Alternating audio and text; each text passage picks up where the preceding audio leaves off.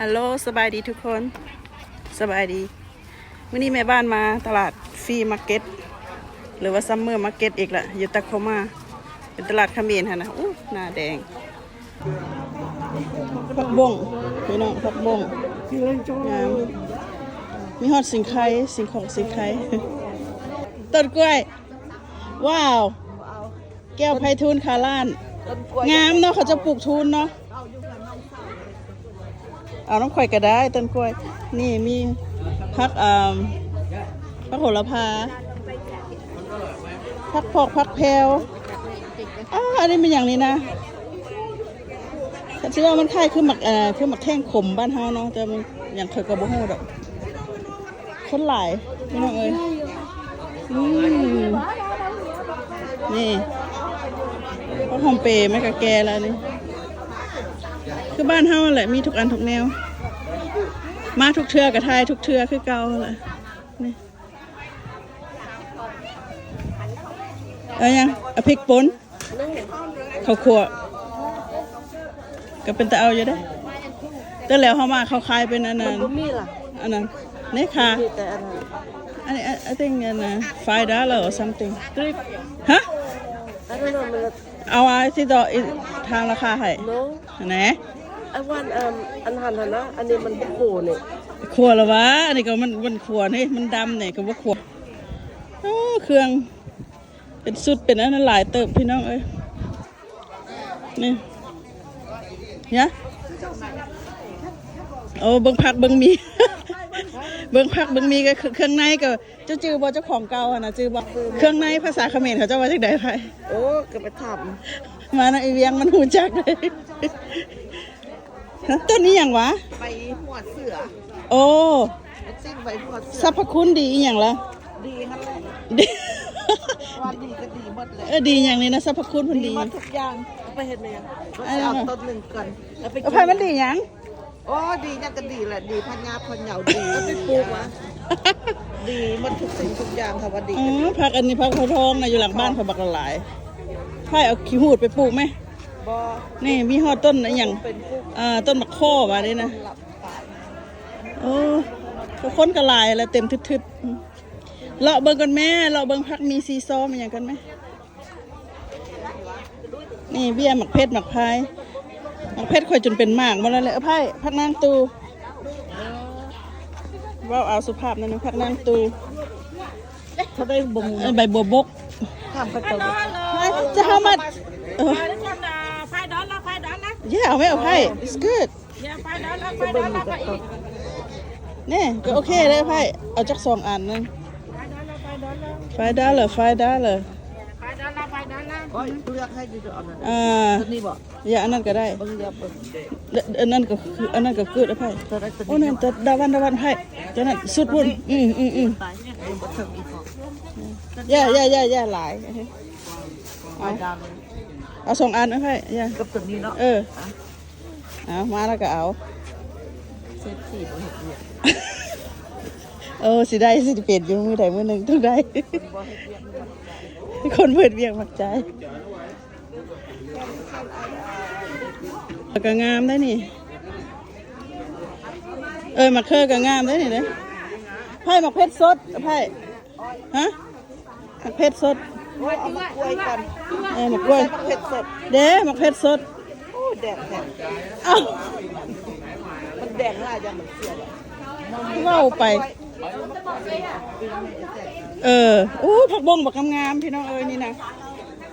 ว้าวผักบงงามทั้งงามละอันนี้มันอย่างอุ้ยตื่นโอ้ไม่อย่างละคนตื่นนะพี่เฮ็ดหอมนะเฮ็ดหอมเดี๋ยวไผ่หมักทั่วหมักทั่วแบบอันให้หน่อยนะบ่ฮู้โอ้ว่าวไปมันก็แพงเลยมาทางนี้ก็จะเป็นบ่อนขายเสื้อผ้าขายเครื่องขายของอย่างมาจากบ้านเฮามาจากนี่มีฮอดกระสอบกระแสดซีดอกซีดีเพลงคาโมดอกคาโมเดียเบิ้งฮัลโหล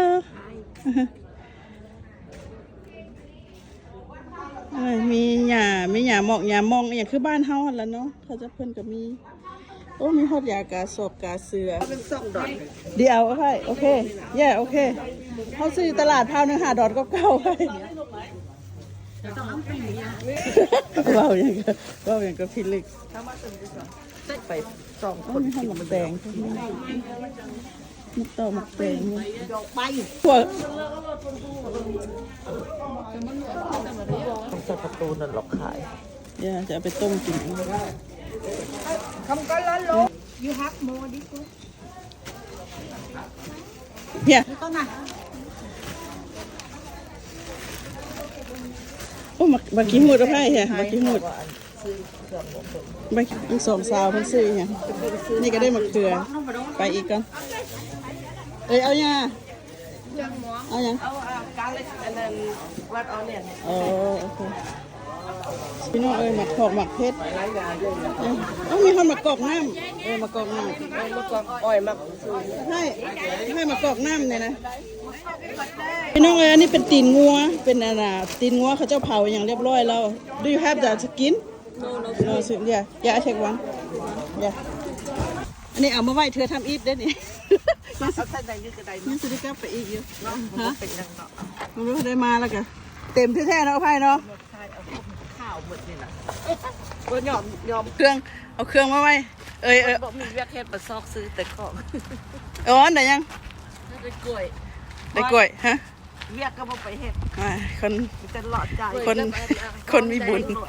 เขาเอิ้นคนมีบุญคนมีวาสนาเนาะ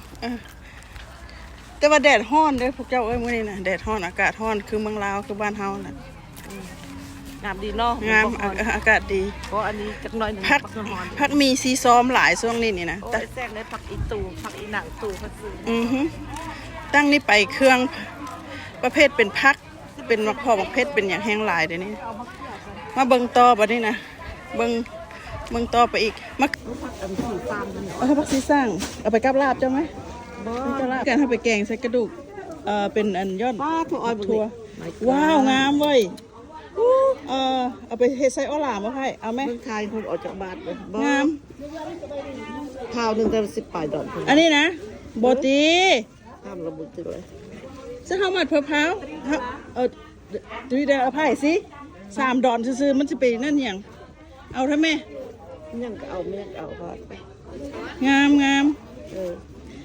เพิ่นน่ะ ตาย้อนมาคือนี่นะเอาไปเฮ็ดแกงเอาไผ่เฮ็ดแกงเฮ็ดอ้อหลามนี่ ผักเต็มเหลือง เอาไปเฮ็ดแกง เคยไปแขกกินนั่นแหละไอ้นั่น อ้อยก็ยาวเ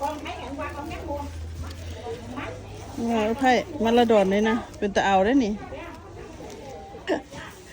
เอาที่ how much per pound นายจะล้าง $9 per pound oh about this one อันนี้คนเขาเฟลเลยนะ $12 per pound อันนี้12 ดอลต่อพาวพี่น้องมากอันนี้นะ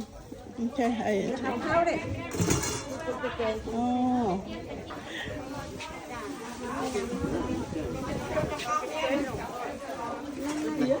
นี่พี่น้องมันคล้ายคือหมักแข้งแต่แกมันคล้ายคือหมักแข้งไม่หมักอย่างกับบุ้งหอมเอาไผ่ผักหอมนี่ผักหอม3 อัน 5 ดอนพี่น้องว่าวแล้วก็เอา เอาตัวนี้เป็นน้ำอ่อนบุญหรอกนะ คนหมักเอา3 อัน 5 ดอนผักหอมเอาไปนี่แหละ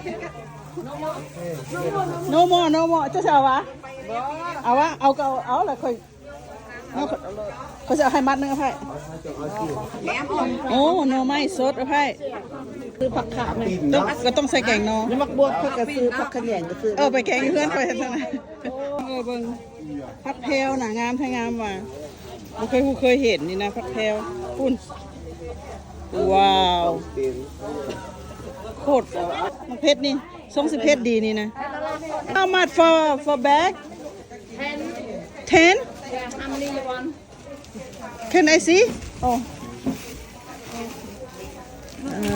how many fish Sometimes 8, sometimes 7.